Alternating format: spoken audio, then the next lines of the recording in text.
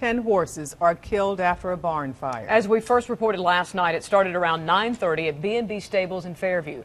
News 13's Cheryl Barber is streaming live from the scene. Cheryl, were any people hurt? No one injured, but the stable managers say he's lucky to be alive after his boss alerted him about the fire.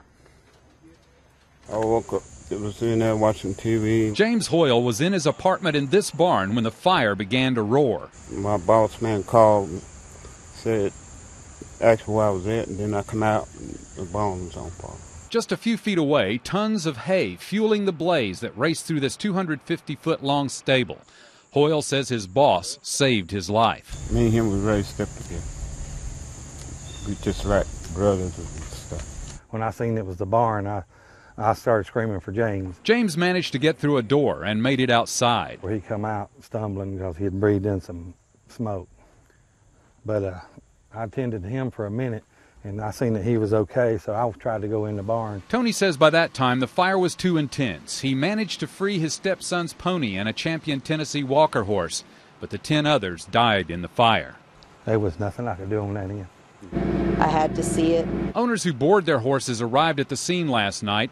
Rachel Chandler says her grandparents' 3 horses perished in the fire, and she got the call from her parents. I'm really sorry to ruin your night, but, you know, this happened, like the barn caught on fire. We don't know what's wrong, but we know the horses were in there. And so I sat in my apartment. I couldn't believe it. The Buncombe County Fire Marshal's Office and Arson Task Force investigators scoured the rubble for clues, focusing at the middle of the barn. There was a small kitchen area in that area that we're looking right now, and so we're just basically looking at the appliances in there to make sure that nothing's happened with one of them, or something shorted out, or any type of electrical problems in that little area there, or possibly something that was left on.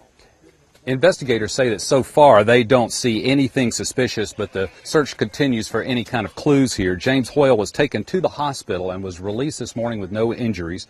The stable owners have buried the horses in a grave here at the farm. Reporting live in Fairview, I'm Cheryl Barber, News 13.